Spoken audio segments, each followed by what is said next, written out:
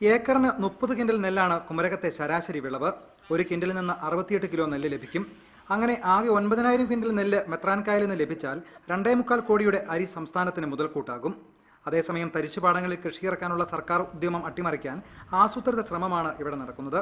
കൃഷി നശിപ്പിക്കാൻ ശ്രമം നടത്തിയതിൽ പ്രതിഷേധിച്ച് SFI DYFI നേതൃത്വത്തിൽ സംരക്ഷണ മതിൽ തീർത്തു.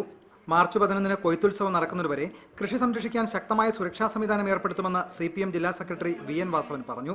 ഒരുപക്ഷെ സംസ്ഥാനത്ത് ഇതുവരെ നടത്തിയിട്ടുള്ള തരിശുഭൂമി കൃഷിയിലിൻ്റെ ഭാഗമായി ഇങ്ങനെ സാമൂഹ്യ പ്രതിബദ്ധതയുള്ള യുവജന വിദ്യാർത്ഥി സംഘടനകൾ കടന്നുവന്ന് കൃഷി ചെയ്യുകയും അത് സംരക്ഷിക്കാൻ വേണ്ടി സംരക്ഷണ വലയം തീർക്കുകയും ചെയ്യുന്ന ശൈലി നമ്മുടെ സംസ്ഥാനത്ത് മറ്റ് എവിടെയും കണ്ടിട്ടില്ല. ഇവിടെ ഏതായാലും നടാടെ അത് ആരംഭിക്കുകയാണ്. കഴിഞ്ഞ നവംബർ 10-നാണ് കാട് കയറി ഉപയോഗശൂന്യമായി കിടന്ന മെത്രാൻകായലിൽ മന്ത്രി VS സുനിൽകുമാർ വിത്ത് വിതച്ച് ഉദ്ഘാടനം ചെയ്തത്.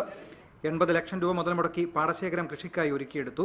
120 ദിവസത്തിനുള്ളിൽ വിളവെടുപ്പിന് പാകമാകുന്ന ഉമ, ശ്രേയസ് തുടങ്ങിയ വിത്തനങ്ങളാണ് പരീക്ഷിക്കുന്നത്.